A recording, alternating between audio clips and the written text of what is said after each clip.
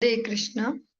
आज हम सभी श्रवण करेंगे श्रीमद् भागवतम के अंतर्गत अष्टम स्कंद और अध्याय 16 नंबर चैप्टर और उसके 11वें नंबर श्लोक से आज हम प्रारंभ करने जा रहे हैं। ओम नमो भगवते वासुदेवाय। ओम नमो भगवते वासुदेवाय। ओम नमो भगवते वासुदेवाय। जो प्रसंग हम श्रवण कर रहे हैं एक बार फिर से स्मरण करते चले। कश्यप मुनि यहाँ पर अदिति माता से, जो देवों की माँ है अदिति, उनसे उनकी चिंता का कारण पूछते हैं, मुख की मलिनता का कारण, और फिर वो उत्तर देती हैं। श्री अदितिरुवाच भद्रं द्विजगवां ब्रह्मन् धर्मस्यास्य जनस्य च त्रिवर्गस्य परं क्षेत्रं गृहमेधिन् गृहा इमे। अदिति ने कहा, हे मेरे पूज्य ब्राह्मण पति, ब्राह्मण, गायें, धर्म तथा अन्य लोग सभी कुशल पूर्वक हैं। हे मेरे घर के स्वामी, धर्म, अर्थ तथा काम ये तीनों ग्रस्त जीवन में ही फलते फूलते हैं, जिसके फलस्वरूप यह जीवन सौभाग्य से पूर्ण होता है।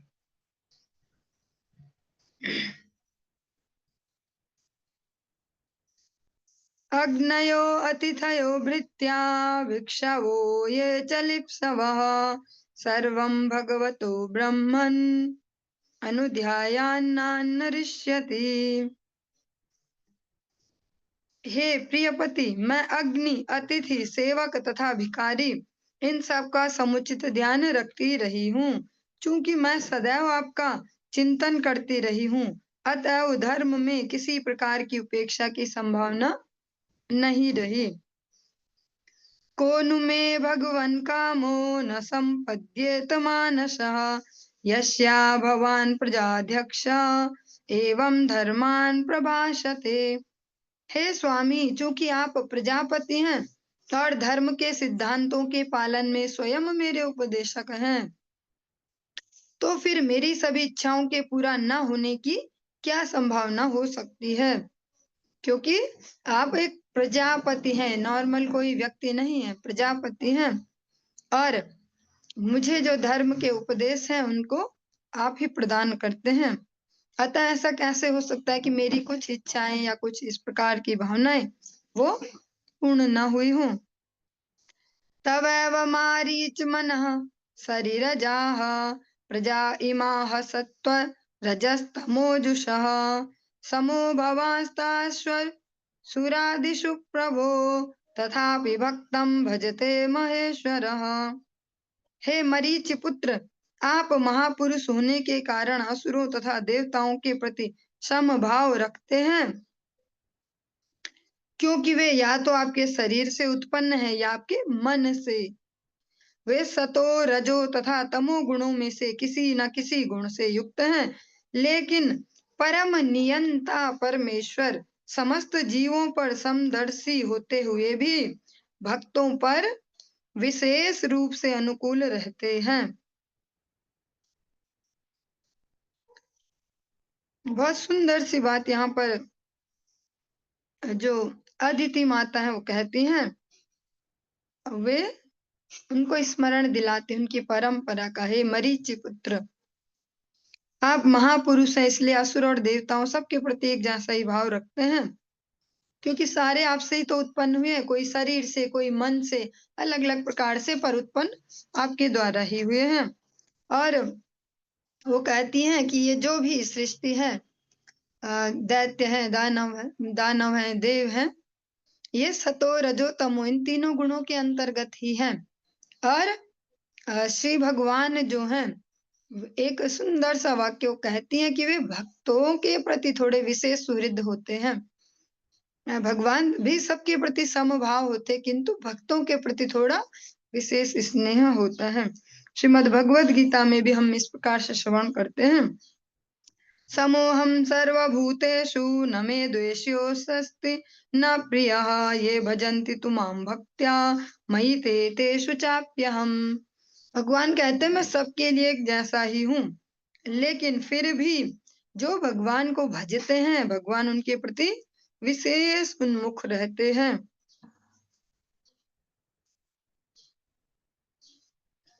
तस्मादीश भजन्त्या मे श्रेयश्चिन्तय सुव्रत श्रियो हृतस्थानान् सपत्नः पाहि नः प्रभो। अतएव हे भद्र स्वामी अपनी इस दासी पर कृपा कीजिए। हमारे प्रतिद्वंदी असुरों ने अब हमें ऐश्वर्य और घर बार से विहीन कर दिया है। कृपा करके हमें संरक्षण प्रदान कीजिए। जो अदिति हैं वे स्वयं को देवताओं के साथ ही काउंट करती हैं। इस प्रकार से संबोधन करती हैं कि हमें असुरों ने घर बार से विहीन कर दिया है, ऐश्वर्य हमारा सारा छीन लिया है। अब हमें संरक्षण प्रदान कीजिए। हमें मीन्स मुझे और मेरे पुत्रों को। परैर्विवासिता साहं मग्ना व्यसन सागरे ऐश्वर्यं श्रीर्यशः स्थानं हृतानि प्रबलैर्मम। हमारे अत्यंत शक्तिशाली शत्रु असुरों ने हमारा ऐश्वर्य, हमारा सौंदर्य, हमारा यश, यहाँ तक कि हमारा घर भी हमसे छीन लिया है। वास्तव में हमें अब वनवास दे दिया गया है और हम विपत्ति के सागर में डूबे जा रहे हैं। यथा तानि पुनः साधो प्रपद्येरन ममात्मजाः तथा विधेहि कल्याणम धिया कल्याण कृतम। हे श्रेष्ठ साधु, हे कल्याण करने वाले परम श्रेष्ठ, हमारी स्थिति पर विचार करें और मेरे पुत्रों को ऐसा वर दें जिससे वे अपनी खोई हुई वस्तुएं फिर से प्राप्त कर सकें। श्रीशुक उवाच एवं अभ्यर्थितो अदित्या कस्तामाह स्मयन्निव अहो माया बलं विष्णोः स्नेहबद्धम् इदं जगत्। श्रील सुखदेव गोस्वामी ने आगे कहा, जब अदिति ने कश्यप मुनि से इस प्रकार प्रार्थना की तो वे कुछ मुस्कुराए और उन्होंने कहा, ओह भगवान श्री विष्णु की माया कितनी प्रबल है जिससे हमारा संसार बच्चों के स्नेह से बंधा रहता है।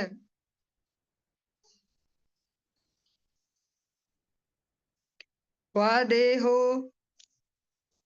देहो भौतिको अनात्मा क्वचात्मा प्रकृते परः कस्य के पतिपुत्राद्या मोह एव हि कारणम्। कश्यप मुनि ने आगे कहा, 5 तत्वों से बना यह भौतिक शरीर है क्या? यह आत्मा से भिन्न है। निस्संदेह आत्मा उन भौतिक तत्वों से सर्वथा भिन्न है जिनसे यह शरीर बना हुआ है, किंतु शारीरिक आसक्ति के कारण ही किसी को पति या पुत्र माना जाता है। ये मोहमय संबंध अज्ञान के कारण उत्पन्न होते हैं। अब सुनने में तो थोड़ा सा डिफरेंट लग सकता है, पर जो हमारी अभी अपनी स्थितियां उनके हिसाब से ये अजीब लगेगा, वरना जो सार्वभौमिक सत्य है एक जीवात्मा के लिए उसके लिए ये बिल्कुल फिट है। न तो हम स्वयं ये पंचभूतों से बनी देह है, और जब हम स्वयं ही ये देह नहीं है तो अन्य पंचभूत देहों से हमारा ऐसा घनिष्ठ संबंध हो भी नहीं सकता। जो वो संबंध है वो हमारे कर्म फलों के कारण है और मोह के कारण। इस प्रकार से बहुत सुंदर सी स्तुति वैष्णव चरण करते हैं।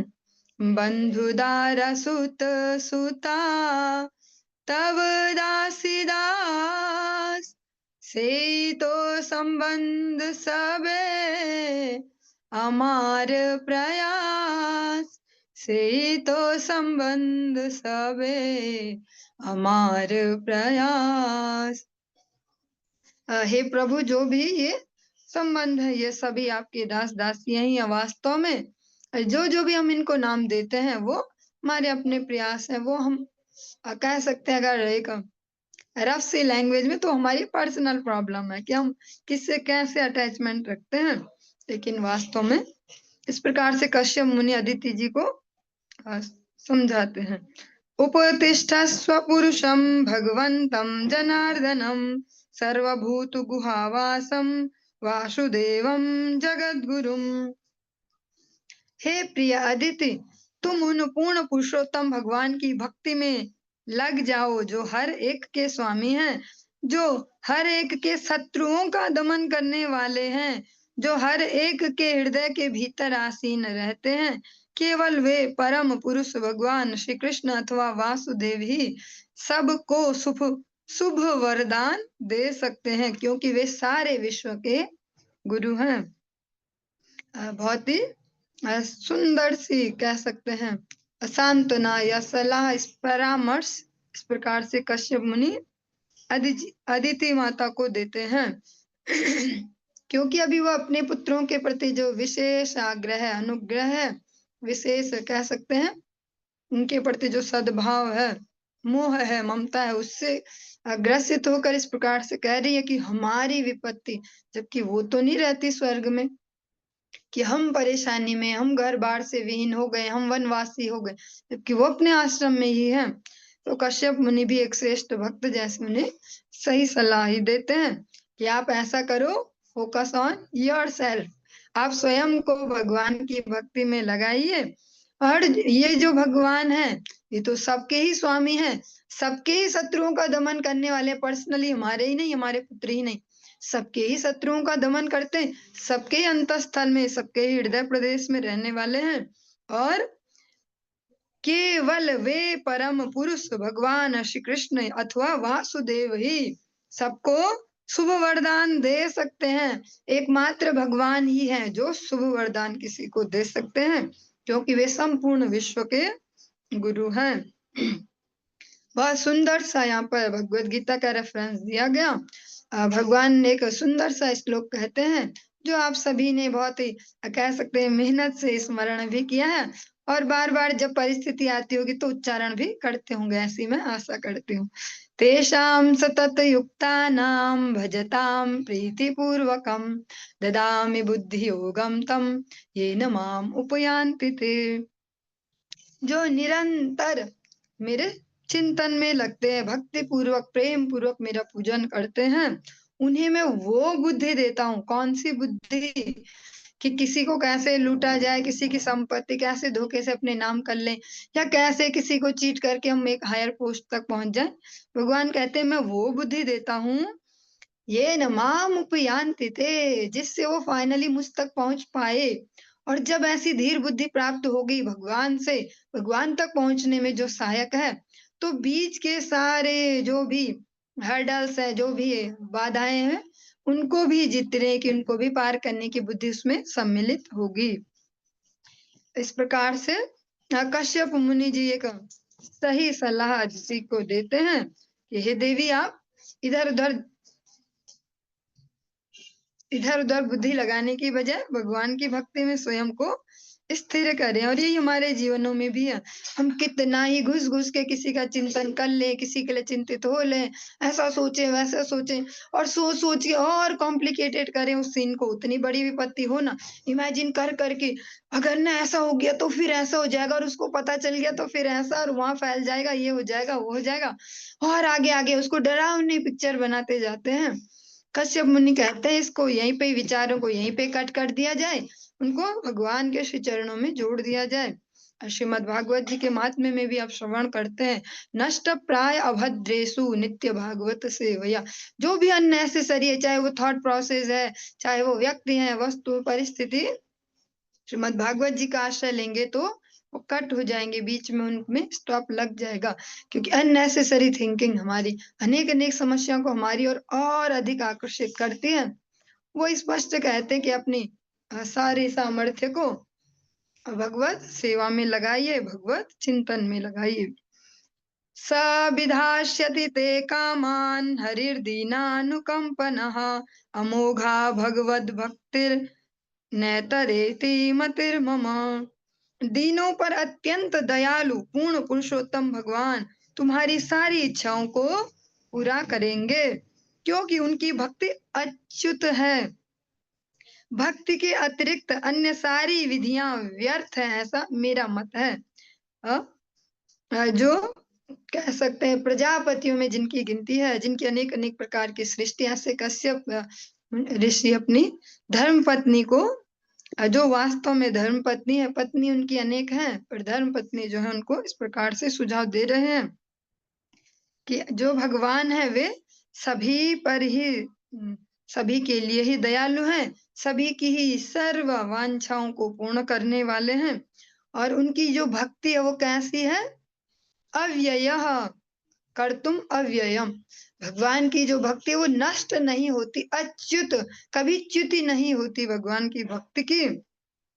और स्पष्ट कह देते हैं कि जो भी आप अगर कुछ पॉसिबिलिटीज ढूंढ रही हो कि ऐसा मैं कुछ जादू टोना करूं, कुछ चक्कर चलाऊं, इधर ये करूं वो करूं, तो कहते हैं स्पष्ट भक्ति के अतिरिक्त सब कुछ ही व्यर्थ है,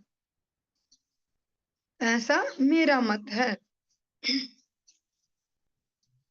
श्री अदितिरुवाच केनाहं विधिना ब्रह्मन् अनुपस्थास्ये जगत्पतिम् यथा मे सत्य संकल्पो विदध्यात स मनोरथम। जो अदिति जी हैं वे कहती हैं, हे ब्राह्मण।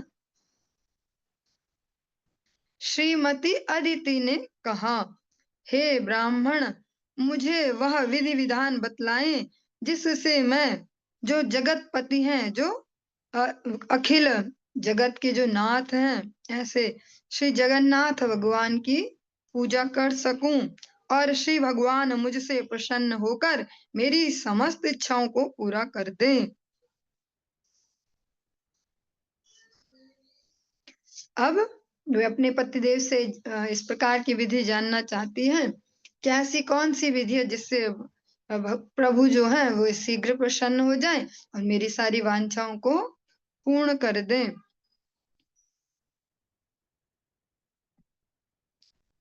यहाँ पर बहुत सुंदर सा तात्पर्य में दिया गया कि हम कितनी भी योजनाएं बना लें, हम कैसी कैसी योजनाएं बना ले, कुछ भी सोच ले, उनके लिए कितना अथक परिश्रम कर ले, सेटिंग फिटिंग प्लानिंग सब कर लें, पर अगर वो भगवान की प्लानिंग से मैच नहीं कर रही तो वे सफल नहीं हो पाएंगी।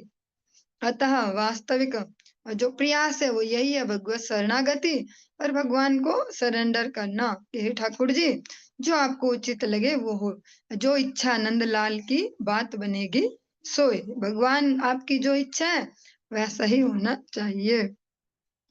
आदिश त्वं द्विज श्रेष्ठा विधिं तदुपधावनम् आसु तुष्यति मे देवः सीदन्त्याः सह पुत्रकैः। हे ब्राह्मण श्रेष्ठ, कृपा करके मुझे पूर्ण पुरुषोत्तम भगवान की भक्ति पूर्वक पूजा करने की पूर्ण विधि का उपदेश दें, जिससे श्री भगवान मुझ पर शीघ्र ही प्रसन्न हो जाएं और मुझे मेरे पुत्रों सहित इस अत्यंत संकटपूर्ण परिस्थिति से उबार ले। श्रीमद् भगवत गीता में आपने कहीं कहीं पर श्रवण भी किया कि भगवान कहते मेरे भक्ति योग में स्त्री, वैश्य, शूद्र, कोई भी निम्न वर्ण कोई भी लगे तो वो भी पार हो जाएंगे। तो सुनने में लगता है कि ऐसा डाउन सा क्यों काउंट करते होंगे इनको, लेकिन अनेक अनेक इसके कारण भी हैं। इमोशंस प्रधान, भावना प्रधान अधिकतर स्त्री शरीर होते हैं और अधिकतर ऐसा ही सब चलते रहता है दिमाग में भी, विचारों में भी। अब इसके लिए इमोशनल होके फिर उसके लिए इमोशनल होके, कभी वो ऐसे प्रैक्टिकली एज ए जीवात्मा अपने लिए कभी नहीं सोचते, चाहे किसी भी एज ग्रुप में पहुंच जाए, हमेशा जो भी अपने आसपास हो, जिनसे भी घनिष्ठता उनके संबंध में विचार करते हैं। आज अदिति माता जी ने भी अपना एकमात्र लक्ष्य, जो अपने देव पुत्र हैं उनका, उनकी स्वार्थ सिद्धि उसको बना लिया है। तो वो चाहे उनको भक्ति का उपदेश दे, चाहे कुछ भी दे, इस प्रकार से ही वे सारी संभावनाओं को चाहती हैं, सारे समाधान चाहती हैं कि बस देवताओं को सुख शांति फिर से, ऐश्वर्य फिर से प्राप्त हो जाए। श्री कश्यप उवाच एतन्मे भगवान् पृष्टः प्रजा कामस्य पद्मजः यदा ते प्रवक्ष्यामि व्रतम केशवतोषणम। श्री कश्यप मुनि ने कहा, जब मुझे संतान की इच्छा हुई तो मैंने कमल पुष्प से उत्पन्न होने वाले ब्रह्मा जी से जिज्ञासा की। अब मैं तुम्हें वही विधि बतलाऊंगा जिसका उपदेश ब्रह्मा जी ने मुझे दिया था और जिससे पूर्ण पुरुषोत्तम भगवान केशव तुष्ट हुए हैं। कश्यप जी यहाँ पर डायरेक्ट कोई सलाह नहीं दे रहे कि मैं तुम्हें ऐसे बताता हूँ। कहते हैं कि जब मुझे भी ये मन में इच्छा थी एज ए प्रजापति कि मैं अपने सृष्टि का विस्तार करूं, हाँ, संतानों को जन्म दूं, तो मैंने जब ब्रह्मा जी से इस प्रकार से कहा तो उन्होंने जो मुझे बताया उपाय वही मैं आपको सुना देता हूँ, जिससे भगवान केशव शीघ्र तुष्ट होते हैं। फाल्गुनश्यामले पक्षे द्वादशाहं पयोव्रतम् अर्चयेदरविन्दाक्षं भक्त्या परमयान्वितः। फाल्गुन मास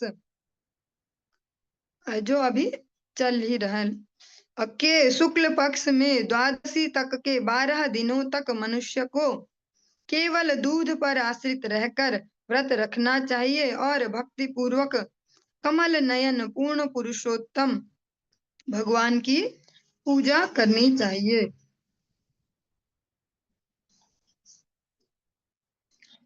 सिनीवाल्यां मृदा लिप्या स्नायात् क्रोड विदीर्णया यदि लभ्येत वै स्रोतस्येतं मंत्रमुदीरयेत्।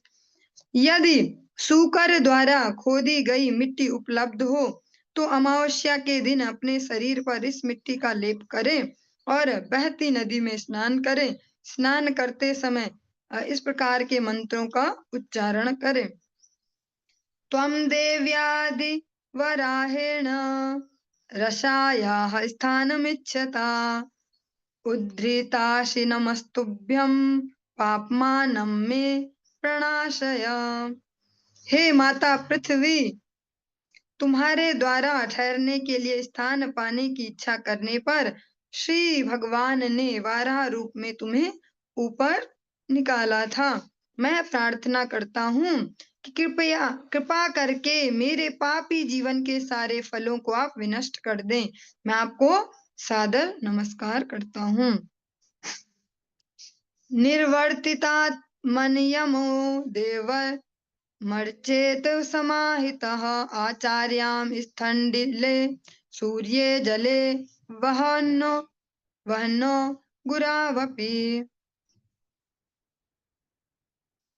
तत्पश्चात वह अपने नित्य आध्यात्मिक कार्य करे और तब बड़े ही मनोयोग से पूर्ण पुरुषोत्तम भगवान के अर्चा विग्रह का पूजन करे।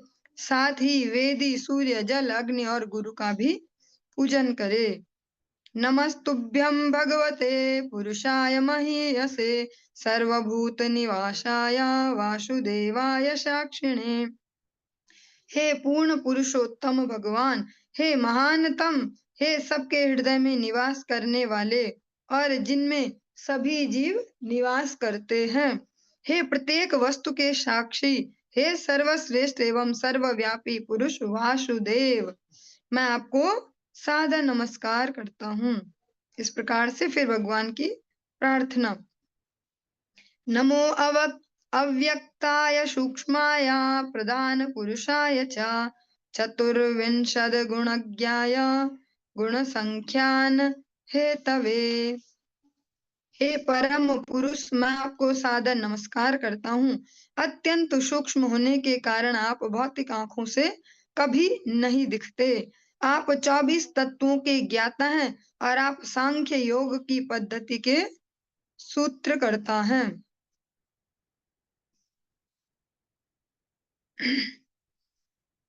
नमो द्विशीर्षणे त्रिपदे चतुःशृंगाय तन्तवे सप्तहस्ताय यज्ञाय त्रयीविद्यात्मने नमः। हे पूर्ण पुरुषोत्तम भगवान, मैं आपको सादर नमस्कार करता हूँ, जिनके 2 सिर 3 पांव, 4 सींग और 7 हाथ हैं। मैं आपको नमस्कार करता हूँ, जिनका हृदय तथा आत्मा तीनों वैदिक कांडों, कर्म कांड, ज्ञान कांड तथा उपासना कांड हैं, तथा जो इन कांडों को यज्ञ के रूप में विस्तार देते हैं। नमः शिवाय रुद्राय नमः शक्तिधराय च सर्वविद्याधिपतये भूतानां पतये नमः। हे शिवजी, हे रुद्र, मैं समस्त शक्तियों के आगार, समस्त ज्ञान के भंडार और प्रत्येक जीव के स्वामी आपको सादर नमस्कार करता हूँ। नमो हिरण्यगर्भाय प्राणाय जगदात्मने योगैश्वर्य शरीराय नमस्ते योग हेतवे। हिरण्यगर्भ रूप में स्थित जीवन के स्रोत, प्रत्येक जीव के परमात्मा स्वरूप आपको मैं सादर नमस्कार करता हूँ। आपका शरीर समस्त योग के ऐश्वर्य का स्रोत है। मैं आपको सादर नमस्कार करता हूँ।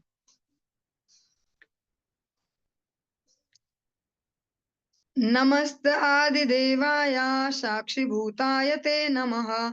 नारायणाय ऋषये नराय हरये नमः।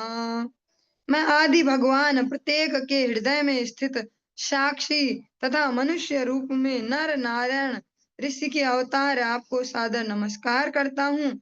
हे भगवान, मैं आपको सादर नमस्कार करता हूँ।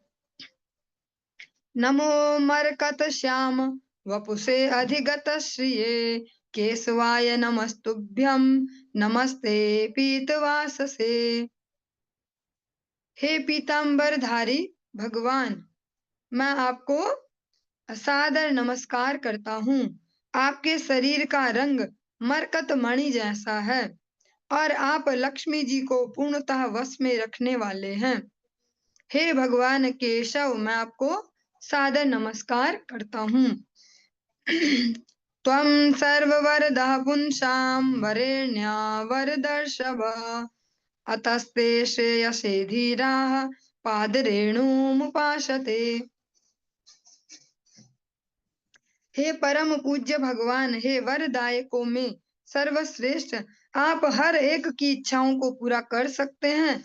अतएव जो धीर हैं, वे अपने कल्याण के लिए आपके चरण कमलों की धूल को पूजते हैं। अन्ववर्तन्त यं देवाः श्रीश्च तत्पादपद्मयोः स्पृहयन्त इवामोदं भगवान में प्रसीदताम्। सारे देवता तथा लक्ष्मी जी भी उनके चरण कमलों की सेवा में लगी रहती हैं। वास्तव में वे उन चरण कमलों की सुगंध का आदर करते हैं। ऐसे भगवान मुझ पर प्रसन्न हों। एतैर्मन्त्रैर्ऋषिकेश मावाहन पुरस्कृतम् अर्चयेत् श्रद्धया युक्तः पाद्योपस्पर्शनादिभिः। कश्यप मुनि ने आगे कहा, इन सभी मंत्रों के उच्चारण द्वारा पूर्ण पुरुषोत्तम भगवान का श्रद्धा तथा भक्ति के साथ स्वागत करके एवं उन्हें पूजा की वस्तुएं, पाद्य तथा अर्घ्य अर्पित करके मनुष्य को केशव अर्थात ऋषिकेश अर्थात पूर्ण पुरुषोत्तम भगवान श्री कृष्ण की पूजा करनी चाहिए। अर्चित्वा गंधमाल्यादयः पयसा स्नापयेद् विभुं वस्त्रोपवीताभरण पाद्योपस्पर्शनस्ततः गन्धधूपादि विश्चार्चेद द्वादशाक्षर विद्यया। सर्वप्रथम भक्त को 12 अक्षर मंत्र का उच्चारण करना चाहिए और फूल की माला, अगरु इत्यादि अर्पित करने चाहिए। इस प्रकार से श्री भगवान की पूजा करने के बाद भगवान को दुग्ध से स्नान करवाना चाहिए और उन्हें उपयुक्त वस्त्र तथा यज्ञोपवीत पहनाकर अलंकारों से सजाना चाहिए, आभूषणों से सजाना चाहिए। तत्पश्चात श्री भगवान के चरणों का प्रक्षालन करने के लिए जल अर्पित करके सुगंधित पुष्प, अगरु तथा अन्य सामग्री से श्री भगवान की पुनः पूजा करनी चाहिए। श्रितं पयसि नैवेद्यं साल्यन्नं विभवे सति ससर्पिः सगुडं दत्त्वा जुहुयान्मूलविद्यया। यदि सामर्थ्य हो तो भक्त अर्चा विग्रह पर दूध में घी तथा गुड़ के साथ पकाए चावल अर्थात खीर चढ़ाए। उसी मूल मंत्र का उच्चारण करते हुए यह सामग्री अग्नि में डाली जाए। निवेदितं तद भक्ताय दद्यात् भुञ्जीत्वा स्वयं दत्त्वा आचमनर्चित्वा तांबूलं च निवेदयेत्। उसे चाहिए कि वह सारा प्रसाद या उसका कुछ अंश किसी वैष्णव को दे और कुछ प्रसाद स्वयं ग्रहण करे। तत्पश्चात अर्चा विग्रह को आचमन कराए और तब पान सुपारी जो उसको भगवान को अर्पित करके फिर पूजन करे। जपेदष्टोत्तर शतं वीत स्तुतिभिः प्रभुं कृत्वा प्रदक्षिणं भूमौ प्रणमेद दंडवन मुदा। तत्पश्चात उसे चाहिए कि वह मन ही मन में 108 बार अष्टोत्तर शत और 108 बार मंत्र का जप करे और श्री भगवान की महिमा की स्तुतियां करे। तब वह श्री भगवान की प्रदक्षिणा करे और अंत में परम संतोष तथा प्रसन्नता पूर्वक भूमि पर लौट कर दंडवत प्रणाम करे। कृत्वा शिरसि तच्छेषां देवमुद्वासयेत् ततः गद्यवरान् भोजयेत् विप्रान् पायसेन यथोचितम्।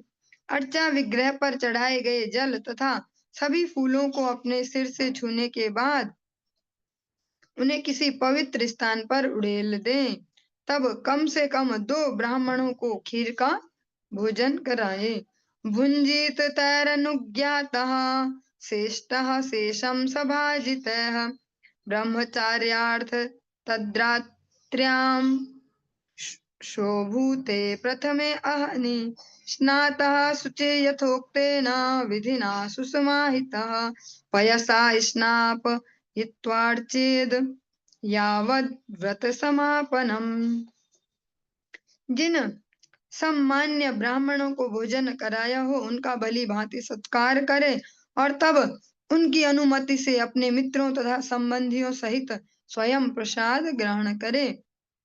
उस रात्रि में पूर्ण ब्रह्मचर्य का पालन करें और दूसरे दिन प्रातः स्नान करने के बाद अत्यंत शुद्धता तथा ध्यान के साथ अर्चा विग्रह को दूध से स्नान कराए और विस्तार पूर्वक जो इससे पहले हमने श्रवण की उन विधियों से भगवान का पूजन करें। पयो भक्षो व्रतमिदं चरेद विष्णवर्चनादितः पूर्ववज्जुहुयादग्निं ब्राह्मणाश्चापि भोजयेत्। केवल दूध पान करके और श्रद्धा तथा भक्ति पूर्वक भगवान श्री विष्णु की पूजा करते हुए भक्त इस व्रत का पालन करे। उसे चाहिए कि वह अग्नि में हवन करे और पूर्वोक्त जिस प्रकार से हमने श्रवण किया अभी तक उन्हीं विधियों से जो ब्राह्मण है जो भक्त जन उनको भोजन कराए। एवं त्वाहरः कुर्याद द्वादशाहं पयोव्रतम् हरेराराधनं होममर्हणं द्विजतर्पणम्। इस तरह 12 दिनों तक प्रतिदिन श्री भगवान का पूजन नैतिक कर्म हवन तथा ब्राह्मण भोजन संपन्न कराकर यह पयोव्रत संपन्न किया जाए। प्रतिपद्दिनमारभ्य यावत् शुक्ल त्रयोदशीं ब्रह्मचर्यमधः स्वप्नं स्नानं त्रिश्रवणं चरेत्। प्रतिपदा से लेकर अगले शुक्ल पक्ष की 13 जो शुक्ल त्रयोदशी तक पूर्ण ब्रह्मचर्य का पालन करे, भूमि पर शयन करे, प्रतिदिन 3 बार स्नान करे और इस व्रत को संपन्न करे। वर्जयेद सदालापं भोगानुच्चावचांस्तथा अहिंस सर्वभूतानां वासुदेव परायणाः। इस अवधि में सांसारिक प्रपंचों या इंद्रिय तृप्ति के विषय पर अनावश्यक चर्चा न चलाए। वह सारे जीवों के प्रति ईर्ष्या से पूर्णतया मुक्त रहे और भगवान वासुदेव का शुद्ध एवं सरल भक्त बने। त्रयोदश्यामथो विष्णोः स्नपनं पञ्चकैर्विभोः कारयेच्छास्त्रदिष्टेन विधिना विधिको विदयः। तत्पश्चात शास्त्रविद ब्राह्मणों की सहायता से शास्त्रों के आदेशानुसार शुक्ल पक्ष की त्रयोदशी को भगवान श्री विष्णु को पंचामृत दूध दही घी शक्कर और शहद से स्नान कराए।